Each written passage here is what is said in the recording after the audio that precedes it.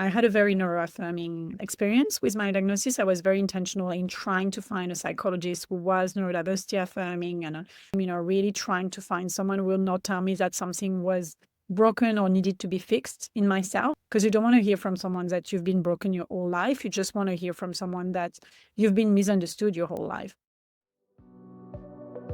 Welcome to the Focus and Chill podcast, where we discuss unconventional productivity tactics designed for neurospicy people. I interview neurodivergent guests who've figured out secrets for getting a ton of amazing work done without burning out. I'm your host, Jeremy Nagel. I'm an ADHD software developer turned startup founder and PhD candidate. I built FocusBear to help with my own productivity and burnout challenges. Welcome to episode number 121 of the Focus and Chill podcast. I'm thrilled to be joined by Laetitia Andrac today. Letitia is the co-founder and CEO of Understanding Zoe, a platform transforming how parents understand and care for their neurodivergent children. A 5-time founder, business strategist, and best-selling author with lived experience of being neurodivergent, Letitia is also the CEO of Essential Shift, helping leaders bridge intuition and strategy in their businesses. Welcome to the show, Letitia. Thank you for having me, Jeremy.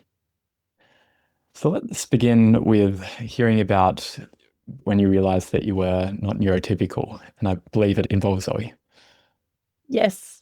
So I have never really felt a sense of being the same as other kids when I was younger and going through high school and university and all of this kind of thing. But I could never really put the finger on it and understanding why I was feeling different. And when Zoe was 18 months old, she was at daycare, and one of the educator and the director of the daycare asked for a meeting, and they were like, "We think Zoe is developing differently to other children, and we'd like you to start seeing a psychologist and, give us some strategy and support us in supporting Zoe." And it was our first child, so we didn't know that it was not the norm, the way she was developing, the lack of sleep, the need for co-regulation all the time, the fact that she couldn't do certain things that other kids her age could do. We're just like, we all develop differently. And I used to read this book when I was younger, and I would read it to her, which was about this baby lion would develop and bloom differently and not at the same time as other lions that my parents used to read to me. So I was like, it's fine, nothing to wonder. And I remember brushing this off and just being like, oh my gosh, in Australia, they just want to get their children assessed for everything and anything, being French, which you may have noticed with my accent.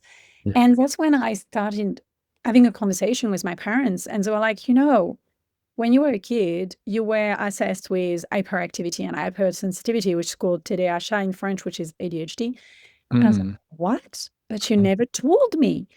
I grew up in a world being, what the fuck is happening with me? And you never told me. Sorry, I swear, I don't know if it's okay in this podcast. It's okay. And that became something that I started diving deeper on around ADHD. And then when Zoe was assessed with autism and ADHD, the two clinicians, which was about 18 months ago, the two clinicians were like, it's highly hereditary. So one of you, looking at my husband and I, is potentially autistic. And I was like, I'm already ADHD. I'm not autistic. And my husband and the two clinicians looked at me and were like, maybe you are, And I'm like, okay. So I went along that phase of diving even deeper into autism and unmasking autism and autism in girls and women and, non-binary and so on and so forth, which present differently than in boys. And I end up having my own assessment, and I am autistic and actually quite highly autistic, which was a big surprise at the time, but now it all makes sense. So yeah, so I now am an autistic ADHD 2E woman, and that's who I am. And it's been a journey of reclaiming parts of myself that for a long time I didn't know why they were here, and now it all makes sense. Wonderful. It sounds like it was a positive experience. It was a very positive, if a surprising one. Yeah. And your husband doesn't show any signs at all? No, he's highly neurotypical. Thankfully, we need a man who is neurotypical in our household because Zoe is, autistic ADHD PDA. And my youngest Lou is asking to be assessed, which shows how neurodiversity affirming our family is. She's like, I want to know if I am autistic and ADHD too.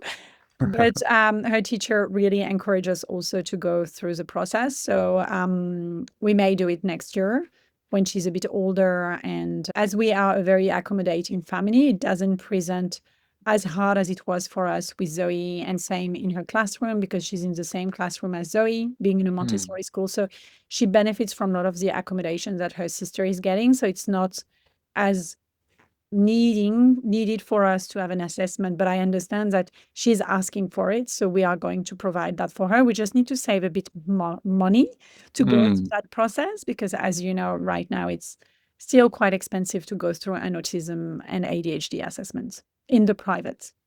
Yeah. Yeah, I paid $3,000 for mine. Is Yeah, that the going rate still? 3.5 for me. 3.5 for Yeah. me. Mm. It's crazy. It's like, and if you want to go through the public, which you can for Zoe, I remember we put her name down when she was 2.5, and they contacted us when she was 5.5, the Oh, public wow. hospital of Randwick. So we were lucky to be able to afford it privately, but this is a reality in Australia. It's, about 3.5 years wait list for the public, or you spend between 2 and 5 grand to go private, which then has a ripple effect on systemic situation where some people can't afford 3.5, 5 grand, and then they're just going through this whole dark hole that happens when you don't know what's happening, and you need that knowledge. Yeah. And then you lose the early intervention window. Exactly. Yeah. Yeah. And in terms of what it was like for you when you were a younger person and before the diagnosis, what were some of the major challenges that you faced? So when I was younger, I think the big thing for me was rejection sensitivity dysphoria. So always feeling like no one likes me, no one wants to play with me, feeling very much excluded from everything. And it was really interesting. And also, I was so bored at school, potentially the 2E. So I would just disrupt the classroom and leave the classroom and then be the best in class. So the teacher didn't know if they loved me or hated me. It was very interesting. So it was like all of these things that I was really a rebel. And so I think now it makes sense, which is my divergent thinking and my way of learning, which are different to neurotypical, and school being super neuronormative. It was not easy for me to go through the schooling system, even though I performed amazingly well and I integrated the best business school and all of this kind of thing. It was just always this feeling of what's happening? What's wrong with me? What's wrong with me? I remember really thinking that quite a lot and going through depression at a young age and really like thinking about self-harm and things like that. So my childhood was quite full of color, and it has nothing to do with my parents. I had amazing parents. It's the school and the social pressure and all of this kind of jazz. And then when I started working after 7 years in strategy consulting, like the autistic burnout really hurt and hit me really hard. At the time, I just thought it was a burnout. I didn't know it was an autistic burnout. This came along when I had my autism assessment and I shared everything that happened due to the sensory overload and the expectation and all of this kind of thing, which was really a big shift in my life. Like we moved from France to Australia as far as we could and just change our complete life, which is apparently a very autistic thing to do. So yeah, so it's just some things that happen. And also my postnatal depression, which since I discovered that a lot of women who are neurodivergent suffer from like postnatal depression because of the lack of understanding again and the expectation of what a mother should be and what a mother should provide and what are the neuronormative expectation of a mother. And being a mother of neurodivergent children means literally no space for self when you have your own needs for space. So it's been a roller coaster, I am telling you, full of color and full of challenges. But now that I know why all of this happened, I have way more self-compassion, which I wished for my younger self to have. And you're also channeling all of what you've learned Yeah, into understanding Zoe now and the other completely, things that you're doing. completely. So that no one Yeah. has to go through childhood and adulthood in the way I went through. So Mm. really starting from this early childhood intervention and understanding so that we can really help those children grow into adult who have this self-compassion, self-acceptance, and self-advocacy. Wonderful. What are the other changes that you've experienced post-diagnosis? So many things changed when I got my diagnosis. What was very interesting is I had a very neuroaffirming experience with my diagnosis. I was very intentional in trying to find a psychologist who was neurodiversity affirming. And I remember searching and spending time, really trying to find someone who will not tell me that something was broken or needed to be fixed in myself, because that's not how I see. And we adopt in Understanding Zoe is a neurodiversity affirming paradigm. So it was very important for me to have a great experience. And so I encourage anyone who is going through an autism assessment late in life to really be intentional with who you're going with for your assessment, because you don't want to hear from someone that you've been broken your whole life. You just want to hear from someone that you've been misunderstood your whole life, kind of way. So when I went through my assessment, it was just a big validation of who I am, and also all of the experiences that I had making sense in hindsight, in a way, being like, oh my gosh, that's why. Oh, and these things that feel so weird. Oh, that's why.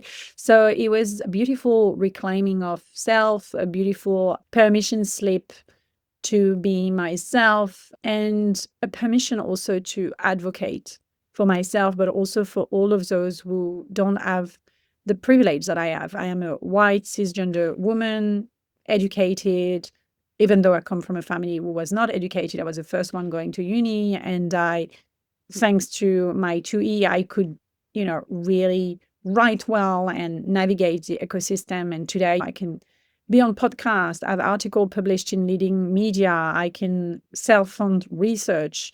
I am in a position today, thanks to my hard work, because I didn't inherited wealth, I created myself, to be able to give back to the community. And so it's just this permission to do all of that work that for a long time, I think I was stepping around it. I remember when I was in Telstra, I was supporting the autism group without knowing I was autistic, without knowing later on I would have an autistic daughter, it's just sometimes it's very interesting how you surround yourself with some cause, with some topic, which then you're like, oh, it was just gathering with Nora Keane, and I didn't know that. It's very interesting. Why would I attach myself to that group and be an ally to them when I didn't know that part of myself? So it's just been a big a big reconnection to self.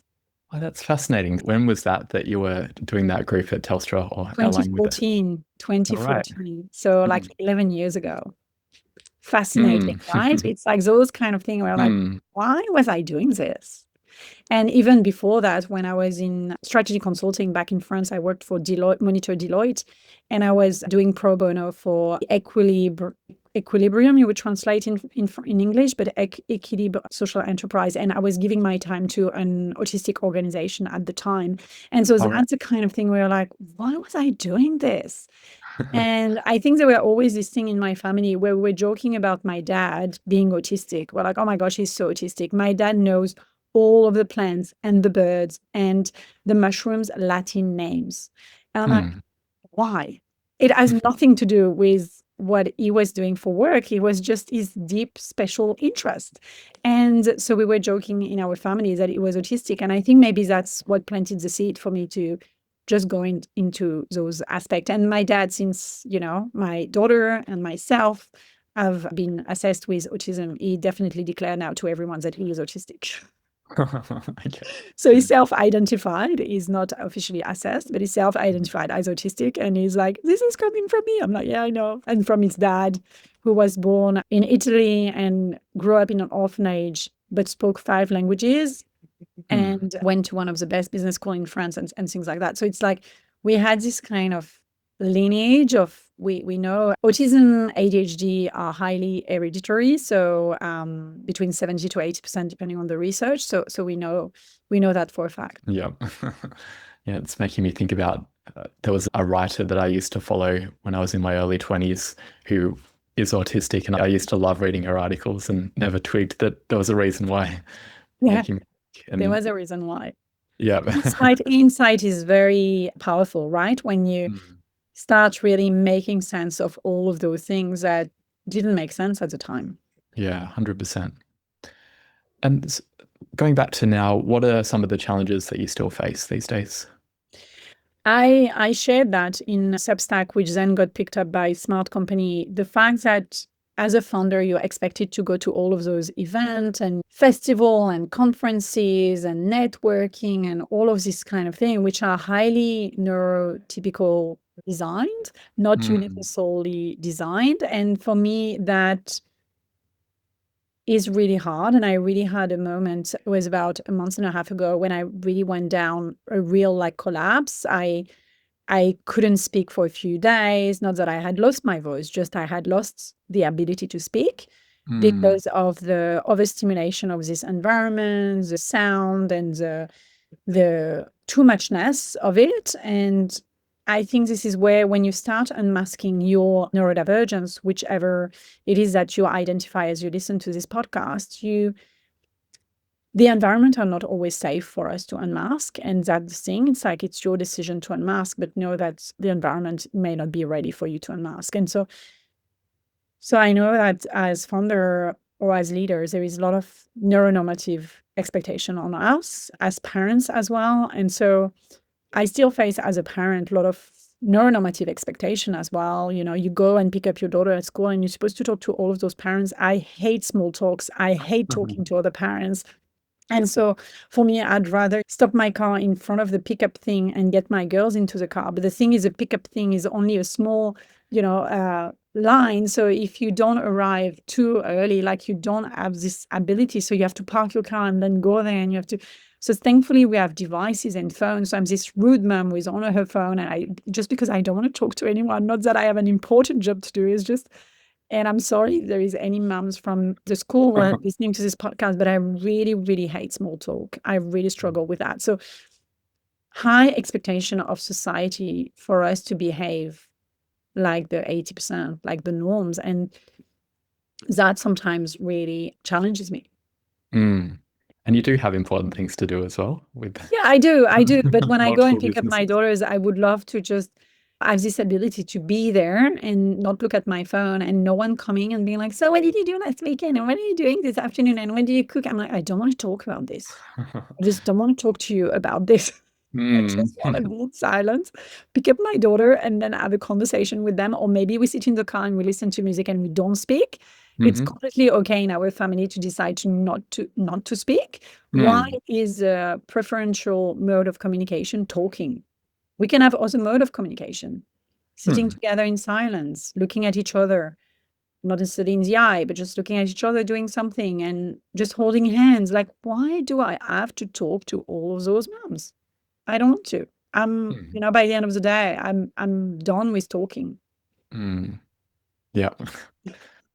Especially if it's not my deep interest or something I'm interested in, where I can do an autism dump. It's like, do you want to talk about something that I'm very interested in? Let's talk about AI. And then, I would love to talk to them. But talking about what I'm going to cook and what are we going to do this afternoon and whichever things they are interested in, I'm not interested in right now.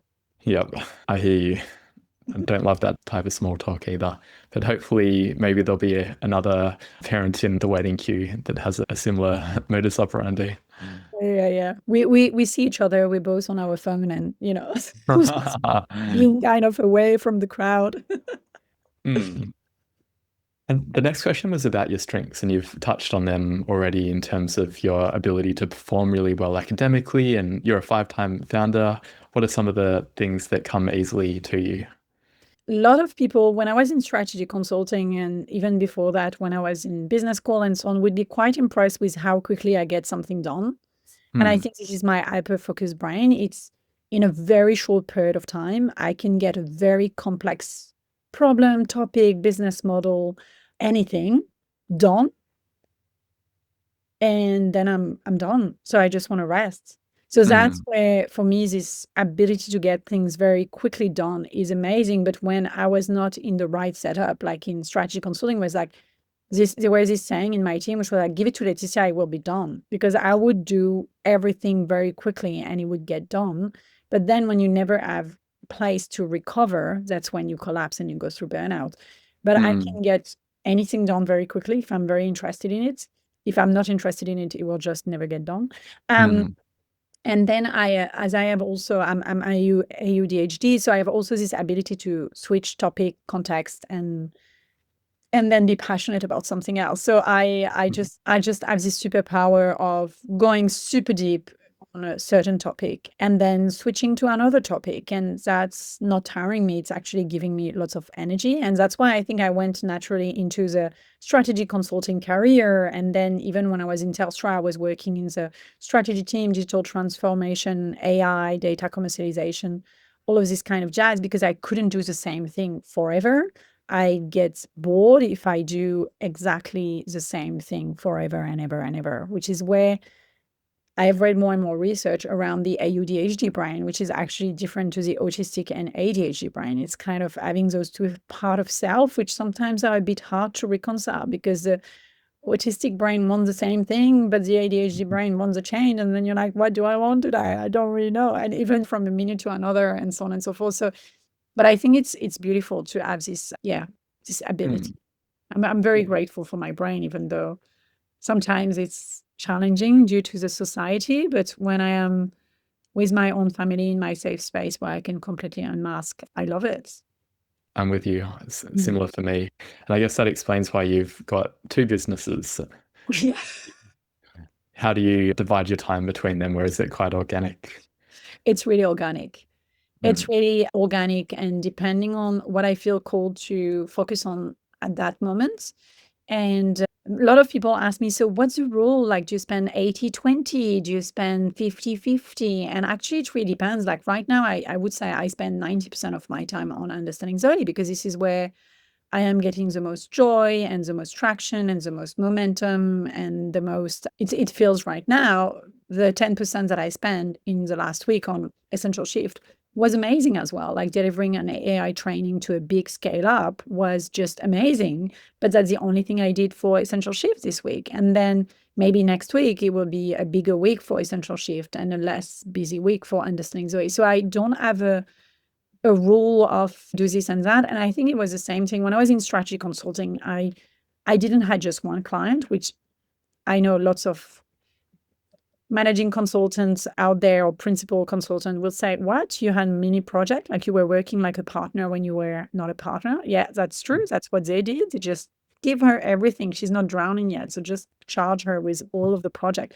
At some point I had like 5 different clients and I was leading 5 different teams from big size and so on. And I just really enjoy, but I was not splitting my time, 15, 15, 15, 15, like a mathematical rule. I was just going with what I felt was needed that week and what I felt was needing that month to move the client further to their goal and their plan. Or if the team was really struggling, I would support more the team that was working on the M&A of this hospital, whereas this team was working on something else, was really self-sufficient. So I didn't need to spend more time. So this flexibility, I really enjoy that. So that's why I enjoy having 2 businesses. I think if I was just doing Understanding Zoe or just doing Essential Shift, I'll get bored. Even when I was a general manager in Telstra, I had other businesses on the side. That's why I am a 5-time founder, because I just get bored. So that's my ADHD, I think. Yeah, makes sense. And can you tell the listeners about Understanding Zoe and Essential Shift? Yes, sure. So Understanding Zoe is an AI-powered platform which supports neurodivergent children to be understood by everyone who come in the care. So it is about enabling teacher, therapists, support worker, parents to all provide the same consistent care to those children. So it leverages all the information that parents have about this child, either through the assessments that they got, the therapy notes, the speech therapist, occupational therapists that they've seen, nutritionists, whatever they have gathered about their children, and making it then digestible by everyone in the care village. So it's easing the mental load of the parents, who are the ones who are supposed to remember everything and advocate all the time for their children, so that everyone else in the care village can take their part of the load. And it's guaranteeing inclusion at school and at daycare, which is really, really important. Like equality for those children of access is actually at the core of the Constitution. And we are enabling educator and teacher to achieve that whilst providing the right level of education. We're also looking at correcting the screening by offering an early screening neurodivergent tool, which is the first in the world, which we are co-developing with other researchers, which is a dream of mine of being able to have a screening tool that is embedded and then help whilst you're waiting for 36 months or whilst you don't have the money yet to pay for an assessment, a private one. So that's Understanding Zoe, and it's available on the App Store, Google Store. You can just go online and just sign up, and you can have a web app, and so on and so forth. And then we have Essential Shift, which is my consulting business. So I started Essential Shift 4 years ago. It's about providing my strategy consulting services that I used to provide as a strategy consultant for scale up and big businesses, always focusing on a weaving of intuition and strategy, which is something that is quite unique. So yeah, that's what I do. And AI now, I do a lot of consulting about AI now because having worked in AI since 2014, I realized that I was quite an expert in the field. So now that AI is trendy, before it was not so trendy in 2014 when I was working in that field. So I'm leveraging those 11 years of experience. Yeah, awesome. Both sides are really impactful and important. Yes. I've heard it from a lot of people around that challenge of having to re-explain things to different healthcare providers or teachers. So it's solving a huge problem there. Yes, definitely. And when you're not working, what do you like getting up to?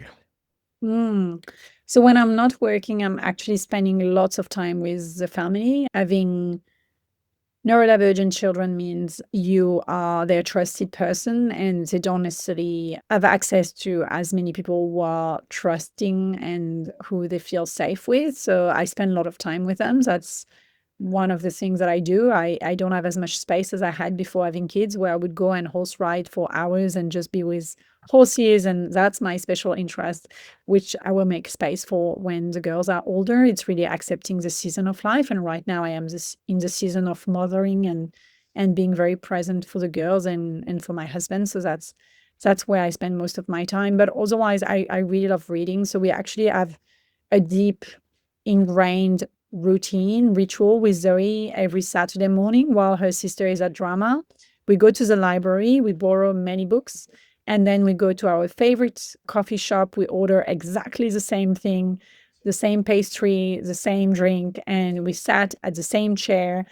And we both read her book, and for me, another book. And even when I was a kid, my dad would take me every Saturday to the library, and I would take so many comic books and read them. And so it's really something that we do every Saturday morning. So I love reading. I'm such a bookworm, and I can devour a book in only a few hours, and that's something I really love. So we sit for 2 hours, and sometimes we finish a book, both of us, and that's amazing. She finished a comic book, like she's not reading a 300 pages book in 2 hours. She's not there yet, but she will. I know that. Something else for me is really nature. Connecting with nature is a very important ritual. And I grew up in a very small village in the south of France where I was always in nature. So nature is medicine. So going by the ocean, we live very close to the ocean, or going for a bushwalk. We live close to the Royal National Park in Sydney. So going there and hearing the black cockatoos singing, or just taking those moments in nature is really soothing for me. Otherwise, doing some creative activities I really love. Like the other day, I had clay that is air dried clay, and with the girls we were making. So I made some flower, like rose rings. So we made that. I love also, if I can, to do some wheel ceramics as well, which means I need to book and go to the studio and so on, which is a bit harder. But yeah, I love to use my hands and do some creative outlet. What I'm really missing right now is really horse riding, but I don't have the space, the time, and the financial mean to do it anymore because I'm not a general manager in Telstra anymore. So I'll just have to make more money with my two businesses. Yeah, so everyone download the app and tell all your friends about it as well. That's, I can go back to horse medicine. It's the same thing, some things that I learned. So Zoe does equine therapy, and I had my horse when I was 2.5, and because we were living in this small village and we had the space and so on and so forth. So it was not a luxury to have a horse like it is now in Sydney. But I used to spend my time all the time with horses. And of course, equine therapy makes total sense. I would just be with them, and they would support me with my emotional regulation needs. So it's so interesting how there are things that I was doing as a kid, which now are medicine recommended for kids who are autistic or ADHD. So it's like, great, makes sense. I knew without knowing. Yeah, the intuition coming in here as well. Yeah, definitely. Hmm. Now let's change gear to how you can be so productive and get so much done in a short space of time. What are your strategies for optimizing productivity? So one thing is really being intentional, I think. So what do I want to get done in that time? So really starting with intention. And that's where I find the agile ways of working really working for me. And of course, then you look at the high index of neurodivergent in the software engineer space, and like, yeah, that makes sense that agile ways of working work well.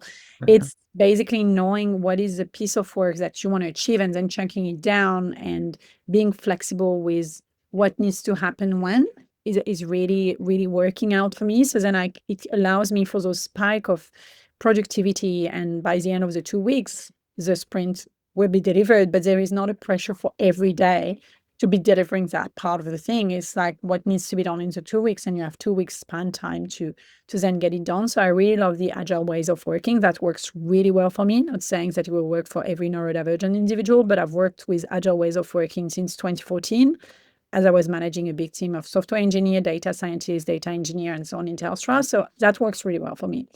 The other thing is really scheduling space to recover after a big spike of energy. And so I have an alarm literally on my phone where it's like, get up and drink because I really struggle with proprioception, get up and eat. So I will go on, and that's how I burnt out. And that's, just because I would go on for a whole day without going to the toilet, without eating, without drinking. That's it. Just because I don't feel the need to do it. So I have to put an alarm on my phone. I know it's very old school, but that's how I do it to just, so I have 3 alarms on my phone, and it's just very clear that toilet, drink, eat, toilet, drink, eat. Basic needs, but they need to be met. That's how I find it works for me. So with agile ways of working, of course, there is a prioritization and all of that.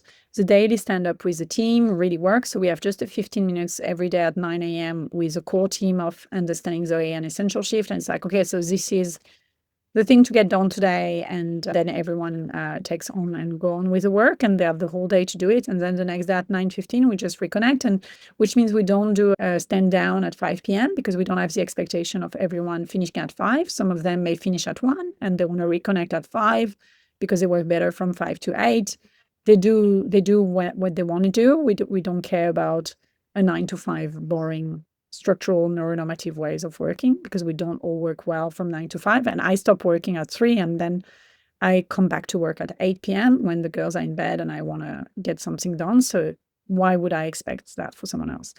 And then cutting off some notification, which I know Focus Bear allow. And of course, I love to listen to some music that activate my brain. And so I have been using Endel app for at least a year and a half now, and I really like the Endel app. So if anyone wants an affiliate, I think I have an affiliate code where you get like a month free or whatever. So just hit me up, unless Jeremy is also using it and as an affiliate code, because if I have like, I don't know how many people signing up, then I get it for free forever, which would be great. But otherwise, I really love this app, and it's for ADHD, and it's really about brainwave and sound, because I don't like music with lyrics. I just like sound. So this is like sound, and you have brown sound, white sound, like different sound. And I find it works really well for me.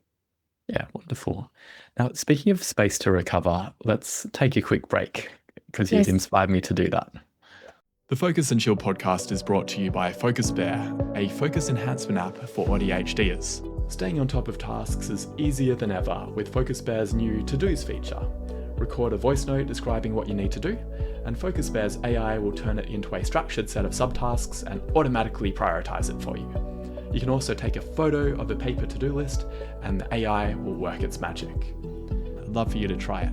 You can jump onto focusbear.io or just Google Focus Bear and try it out. Let me know what you think. All right, back from our break, listen to some music to get us into the zone. And now keen to hear about how you begin your days. What does your morning routine look like? And I guess it might have changed from before you had children as well. Yeah, definitely. Before having children, was a space to meditate and go for a walk by the ocean and watch the sunrise and all of that. That's gone now, but I I still always spend a few minutes in the morning in my bed. So when the alarm is ringing, I just open my eyes, and sometimes I'm by myself. Sometimes my husband is by my side. Sometimes we are the four of us in one bed, and I just open my eyes and just set an intention for the day. And that's my way of being present. I like that. And it probably has many of the benefits from the longer routine that you had in the Yeah, past. definitely. I still miss the longer routine, but as I said, we have seasons that we have to honor in life. And right now I'm in the season of not really choosing my morning routine. Yeah. Hopefully in the future there'll be horses and sunrises and waking up at 5 a.m. or whatever it was. I love that. Yeah, I used to do that. And how about the other end of the spectrum? What about your sleep? What's that like? Yeah, it's the same thing. Before I could do like so many things by myself, but Zoe really struggled to fall asleep at night. She has high anxiety, and so she needs mostly co-regulation, and we mostly fall asleep together. But some things that I do every night is I write in my journal. And what's beautiful to see, and I have video of Zoe and Lou being very little and doing it too, so drawing on a journal and things like that. And now they really write in their journals. So writing in my journal and reading a few pages of a book is really my way to switch off. Lovely. Right. And if people want to find out more about Understanding Zoe, the app, or about your work, where's the best place for them to find you online? So LinkedIn is my favorite place right now. So I am under Laetitia Andrac on LinkedIn, which I'm sure will be in the show notes, or you can follow Understanding Zoe page on LinkedIn or Essential Shift page on LinkedIn to be across what we're doing. We're also on Instagram with both businesses, so understanding.zoe or essential.shift. And I also have a Substack, which is letitia.andrac, where people really love reading my longer form content. And we'll start a podcast very soon for Understanding Zoe. As I am going to finish the Essential Shift podcast, we have nearly 200 episodes, and I'm going to put it on pause to focus on launching a podcast for Understanding Zoe. Oh, exciting. We'll have to include a link to that as well. Yes. Do you have any final words or asks for our audience?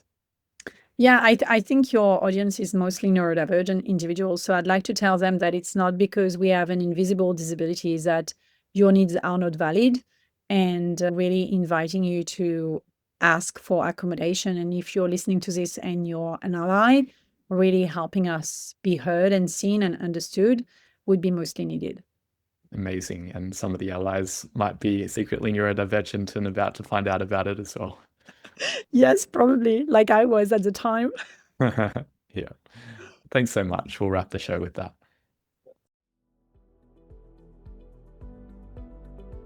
Thanks for tuning in to this episode of the Focus and Chill podcast. To listen to other episodes, jump onto podcast.focusbear.io. If you'd like to be a guest on the show, or you know someone who'd be a good fit, email us at team@focusbear.io. Otherwise, stay focused, stay chilled, and peace out.